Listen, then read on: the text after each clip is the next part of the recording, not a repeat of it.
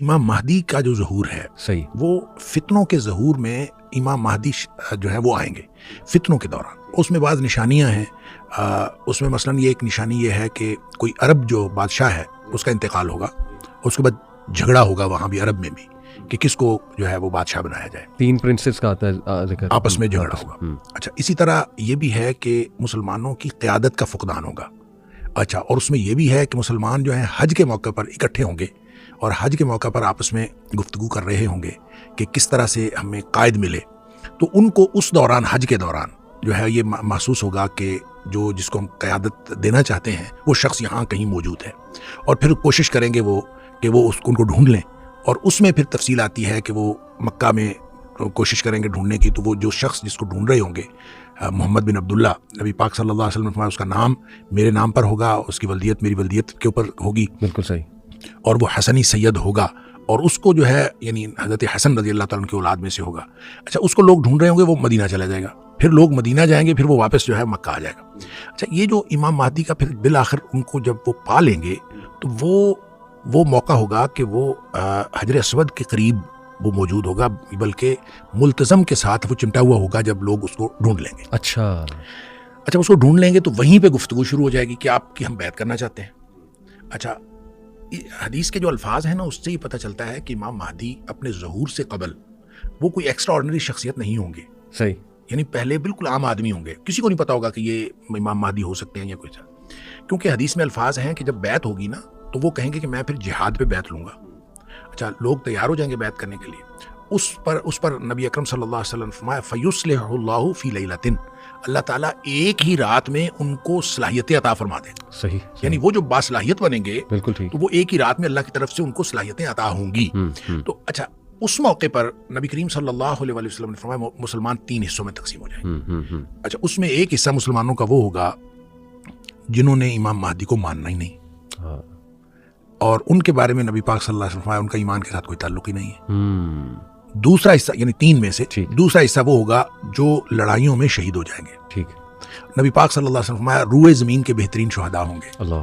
اس کے بارے میں بعض روایتوں میں یہ بھی آتا ہے کہ اتنی زیادہ جو ہے وہ قتل عام ہوگا اور اتنی زیادہ شہادتیں ہوں گی کہ بعض روایتوں میں اس طرح ہے کہ ایک آدمی کے 100 بیٹے ہوں گے، 99 شہید ہو جائیں گے اور ایک بچے گا.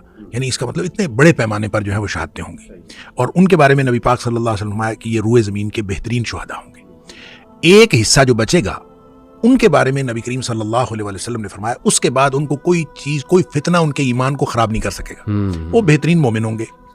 اچھا، جو قسطنطنیہ کی فتح ہے اس کے بارے میں حدیث میں آتا ہے کہ وہ صرف لا الہ الا اللہ یا اللہ اکبر کی قوت سے اس کی دیوار گر جائے گی. یعنی ان کو لڑائی نہیں لڑنی پڑے گی. اچھا، یعنی وہ اس طرح کے مومن ہوں گے بالکل ٹھیک کہ جب وہ وہاں پہنچیں گے تو اپنی لا الہ الا اللہ کہتے ہوئے یا اللہ اکبر کہتے ہوئے جب وہ قریب پہنچیں گے تو دیوار گر جائے گی اور وہ فتح ہو جائے گا بغیر کسی لڑائی کے.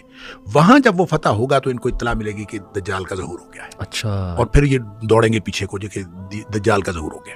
اچھا، یہ تفصیل ہے. تو یہ حدیث جو ہے یہ بھی اسی ترتیب کی نشاندہی کرتی ہے کہ جو بیت المقدس کی آبادی ہے وہ مدینہ کی بربادی ہوگی، اور مدینہ کی بربادی جو ہے وہ خروج الملحمہ، وہ جنگوں کا آغاز ہو جائے گا. اور جب جنگوں کا آغاز ہوگا تو پھر اس کے نتیجے میں فتح قسطنطنیہ ہوگی، اور فتح قسطنطنیہ ہوگی تو اس کے بعد جو ہے دجال کا ظہور ہوگا. تو یہ جو تفصیل ہے، یہ ترتیب ہے. لگتا ہے کہ ترتیب یہی ہوگی، اس لیے کہ جب نبی پاک صلی اللہ علیہ وسلم نے فرما دیا تو یقیناً یہی ترتیب ہوگی. تو اس میں ایک بات بہرحال میں جو آپ نے کہا کہ بیت المقدس کی آبادی سے کیا مراد ہے اور بربادی سے کیا مراد ہے، دیکھیں اس کا ایک تو مطلب یہ ہے کہ ہمیں جو سمجھ آتی ہے کہ بیت المقدس جو ہے وہ اس کے اندر جتنی خرابیاں ہیں، جتنے وہاں پہ کیوس ہے، وہ ختم ہو جائے گا. آبادی سے مراد یہ ہے. اچھا. اور یہاں کی بربادی سے مراد ہے جتنا یہاں پہ امن ہے یہ ختم ہو جائے گا. اچھا، ٹھیک ہے. خراب ہے نا، خراب، ٹھیک ہے ٹھیک ہے. خراب ہو یسرب، حدیث کے الفاظ ہے خراب. صحیح ہو. اب خرابی کسی بھی طرح کی ہو سکتی ہے، وہ ایڈمنسٹریٹو خرابی ہو سکتی ہے، مینیجریل خرابی ہو سکتی ہے، وہ نظام کی خرابی ہو سکتی ہے، وہ لوگوں کے ایمان کی خرابی ہو سکتی ہے.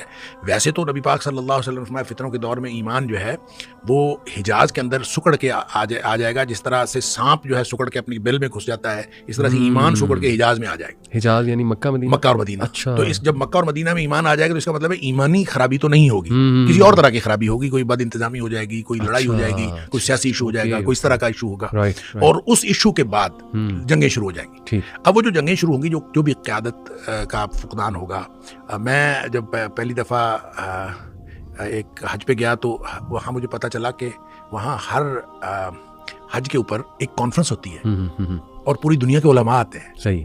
और मैंने वो जब वो मोतमर हज जो है वो मैंने देखी तो मुझे फौरन ये हदीस याद आई कि नबी करीम सल्लल्लाहु अलैहि वसल्लम ने फरमाया हज के मौके पर इमाम महदी का ज़हूर होगा और क़यादत का फुकदान होगा, उलमा आपस में बात कर रहे होंगे। तो मैंने कहा उसकी बुनियाद ये पड़ चुकी है गोया कि हज के मौके पर पूरी दुनिया के उलमा इकट्ठे होते हैं, तो जब कभी क़यादत का फुकदान होगा और इस तरह की डिस्कशन होगी तो उसके नतीजे में इमाम महदी का ज़हूर भी होगा। तो जब इमाम महदी का ज़हूर हो जाएगा तो फिर बाहर लड़ाइयाँ होंगी, और वो लड़ाइयाँ कितनी हैं? खुरूजुल मलहमा, मलहमा से मुराद बहुत बड़ी जंगों का ज़हूर, और वो कितनी होनी है अल्लाह को मालूम है, कितना अरसा होनी है अल्लाह को मालूम है। ये वो इंटरप्रिटेशन है जो हमारी समझ में आती है। वैसे मैं इन सारी बातों के बारे में जो मुस्तकबिल के हवाले से नबी अकरम सल्लल्लाहु अलैहि वसल्लम ने फरमाई, उसके बारे में मैं हमेशा ये बात अर्ज़ किया करता हूँ कि हमें उसके बारे में हतमी तयन की बात नहीं करनी चाहिए, और हतमी तयन किया भी नहीं जा सकता। हो सकता है नबी करीम सल्लल्लाहु अलैहि वसल्लम ने कोई बात तमसीली अंदाज में फरमाई हो सकता है कोई बात हकीकी अंदाज में फरमाई हो, वो हकीकी हो या तमसीली हो, हम ना उसके वक्त का तयन कर सकते हैं और ना उसकी नौइयत का हकीकी तयन कर सकते हैं। अलबत्ता पॉसिबिलिटीज़ हम डिस्कस कर सकते हैं, ये इम्कान है, ये हो सकता है, ये हो सकता है, सिर्फ ये कह सकते हैं। और असल में जितनी मुस्तकबिल की बातें हैं और ख़ास तौर पे दौर फितन की बातें हैं, वो असल में तो हमारे ईमान को बूस्ट करने के लिए और हमारी रहनुमाई के लिए हैं कि जब दौर फितन होगा, इस तरह की सूरत हाल होगी, तो आपको ये करना चाहिए और ये करना चाहिए, और आप अपने ईमान को मजबूत करें और ईमान की बुनियाद पर अपनी ज़िंदगी गुजारें। असल में तो हमारे लिए ये रहनुमाई है। बाकी रही बात वाक़यात के तयन की, तो उसका हतमी तयन